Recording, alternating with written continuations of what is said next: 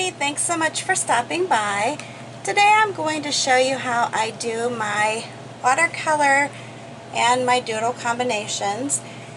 I am new to watercolor, so please bear with me. I'm hoping that you'll be eager to learn along with me as I go. I have for a long time done Zentangle / doodling for several years.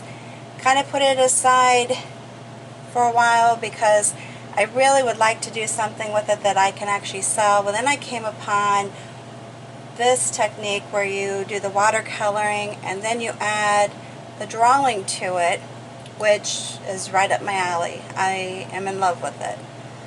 Kind of liked watercolor even before that, but you know, now I really like it. Alright, so tonight I'm going to be using my silver black velvet brush. It's a watercolor brush number 8. It's a 3000S. And if you've seen any of my other watercolor videos, you'll know that I inherited this box of watercolor from my mother who passed away. This is the Winsor & Newton, and it's a good size combination of colors. I don't really know the colors since I inherited it from her, and yes, it is very messy, but that's kind of how I roll. So we're going to go ahead and get started. I love flowers, so that's pretty much what I'm going to be doing. So just so that you're aware of that, that is my favorite thing to paint if you're new to my channel. And then speaking of that, if you are new, before you leave, please make sure that you subscribe to my channel before you leave. It's very easy to do. Just hit that subscribe button. The notification bell will pop up. Hit that as well. That way you get notified whenever I post something new. Now with this tonight, I'm going to be doing just some simple flowers. And as I mentioned before, you know, I am a newbie, so bear with me. If I'm not doing something right, it's because I'm doing it the way I've learned from watching videos, or I'm doing my own way. So bear with me. This book that I'm using to do this in is just a little, like a little journal. And I think it's perfectly fine to use it with what I'm doing, because I just want to do quick little videos of this and then do maybe more extensive videos as I go along. But right now I'm just trying to do just some quick little videos here. Yeah, my typical video, or not video, yeah, I guess my typical video is in glass painting, which I love too. But I really, like I said, have fallen hard for this combination of the watercolors and the ink. I just think it's so neat. If you get too much, or you feel like the paint is on too thickly, just take your brush, pull it off a little bit, and then continue on. I mean, of course, you've got to wipe your brush off a little bit to get rid of it, and that's perfectly fine too.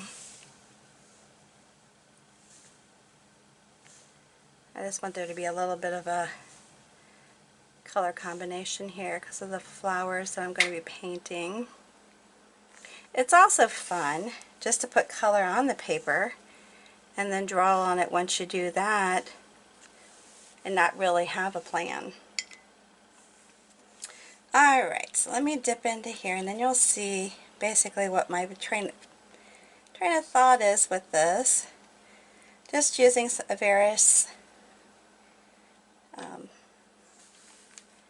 of color of the yellows. You can pull them off like this if you wish, or you can actually pull them to And this brush is kind of neat with the way it has kind of the pointed tip when you go out like this. Pretty neat, I would say. And with the watercolor, obviously you don't have to be real precise.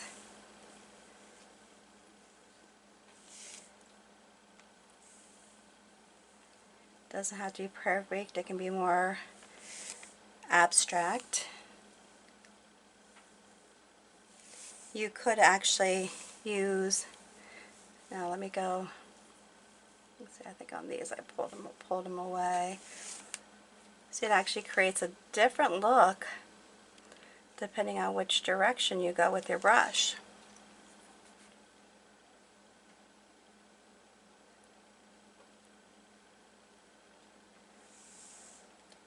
Alright, so you could hit this with a heat gun, dry it out if you chose to do so. If you want to go around and maybe just add a little bit more contrast in color, you can do so. This one's a little heavy, so once again I'm going to go back in with my brush and pull some of it off. I don't have to pull all of it off, pull some of it. And it's okay, like right here they're kind of overlapping. It's okay, just relax. You can make them closer together. You can also go back over them if you want and fill them in more, because I know for me, I like to have different rows of petals. You could even maybe throw in some orange with it. Make that a different color combination for these so that it stands out when you do another row. See what I mean? Or dry it out some and go back over it again, adding the rows. I guess this is definitely different than when I'm doing my acrylic. Definitely a different look, and it's intended to be different. Thing of it is with these, if you want perfection, I just like it to be messy, which is perfect for me since that's pretty much how I roll. Alright, so let's go in here. I'm going to tap in some green because I do like green leaves for these. Now, again, you may want to hit this with a dryer because if it's wet, it could actually run together or run over into the other color. If that's perfectly fine with you, then just leave it alone. Now with me, I'm going to try to do some waving in here just so that it's not just a straight leaf. And you take your tip and just draw a little point here to it. But keep in mind, I still need to come back in here with my pen or my marker, whichever way you want to look at it.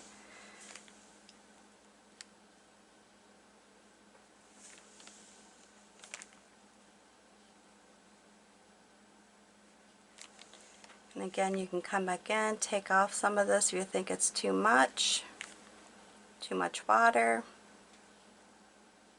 and just leave it like that. Or if you want to maybe add a little bit of brown, you know, because we are talking about fall and things don't always look crisp and green anymore. That kind of fades away, unfortunately, or fortunately, I guess, depending on how you look at it. I know around here it's still pretty warm. We're all like, everybody keeps saying fall's coming. Okay, so why is it going to be 90 degrees? Yeah, okay, it's coming. Alright. You know, the unfortunate thing with where I live in Ohio, you just never know. And I know there are a lot of places like that, but it's kind of one of these things where, you know, I like the change in weather. I just like to have some nice, cool, crisp weather where I didn't mind being outside and get rid of those stinking mosquitoes, because I'm hearing so much about these buggers, you know, causing a lot of issues for people. I, for one, know nobody likes to get stung, but I'm like, that's I'm a little, have a little anxiety over that. I just don't like it. Let's have a little more green in here. So I tapped those, turned out pretty nice just that way. And I might want to just throw some little leaves in here. Don't have to be big leaves, you know, just so that there's a little bit more color in the center, so we're not forgetting that a little bit. And I'm hoping that you're keeping in mind that I am a newbie to this process, so please don't be expecting miracles, because you won't find them here, or anything fantabulous. I like to make up words if you haven't noticed already. Alright, so I'm going to leave, well, you know what I might do? I think I kind of want to put a little bit more brown in my centers here. I like them to be a little bit darker. And with my regular sunflowers, I have a tendency to go back over and kind of tap them again around once I'm finished with the leaves, or the petals I should say. And that's kind of what I'm doing with this one. Just make them look a little bit darker.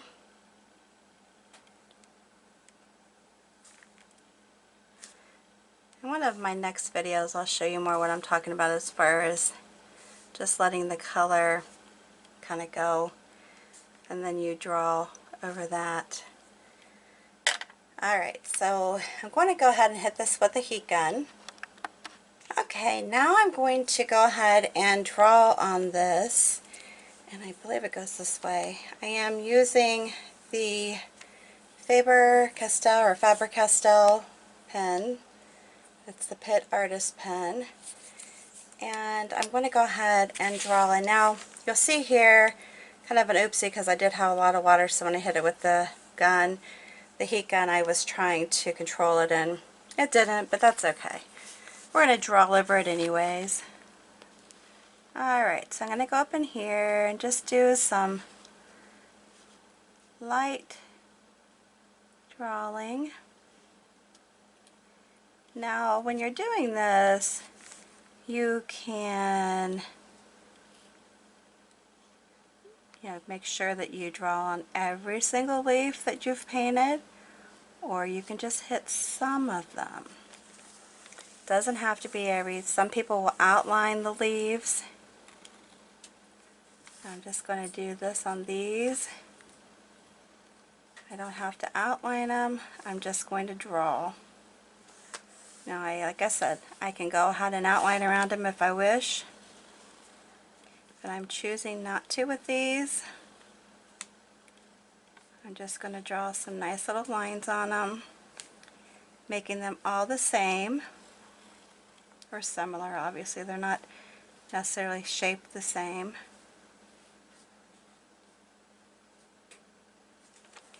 And then with this, I'm going to go around the centers, but I'm not going to actually closely go around them. They're going to be just kind of, and I can go around them a few times, and maybe even do a little design that goes on into the center, just to give it some character and make it look a little different. Just have to use your own, I guess, your own thought. What you think, what it kind of hits you when you're doing them.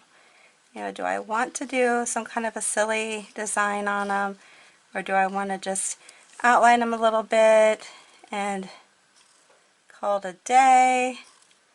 Do I actually want to outline actually on that, or maybe make a petal like this, where it really has nothing to do with, it's not outlining an actual petal that was painted. And I can go like this on it, go both sides. Okay, so there's so many designs. I'm just showing you a few so you can get the gist. And this one's going to do the same. I'm just going to be quickly lining it. And as I mentioned, you don't have to do all of them. Well, and actually the way I'm doing this, I'm not even doing them. I mean the actually outline of the actual painted petal, which I think is fun when you're just kind of adding the drawing in the mix. Now if you're like me, you may want to do it evenly around each one, meaning that for each one I do so many and then I do the same amount around the next, or just pick an amount and make it random, make it vary from each one.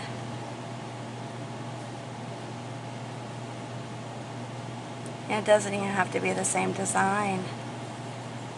Use something similar, doesn't have to be the same. I'll get more creative with these as I go, because I do know how to do more creative designs than what I'm showing you right here.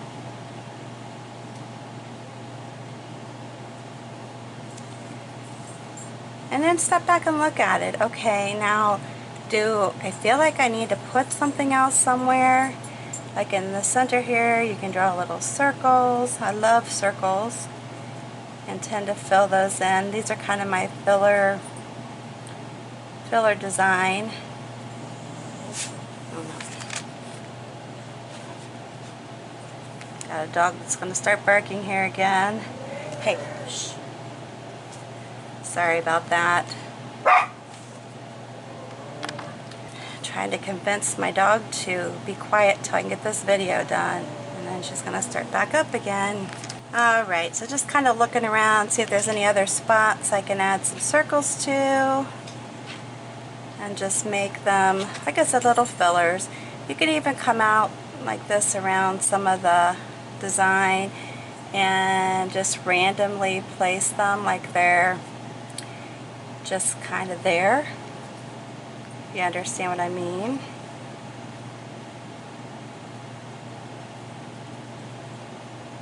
I like them to look kind of random.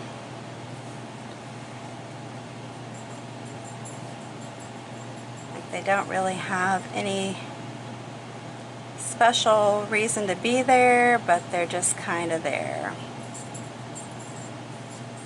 And then you can put some other designs.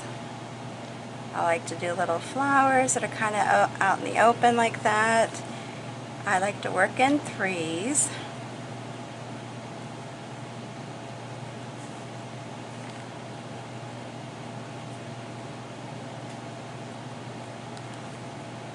And there you go.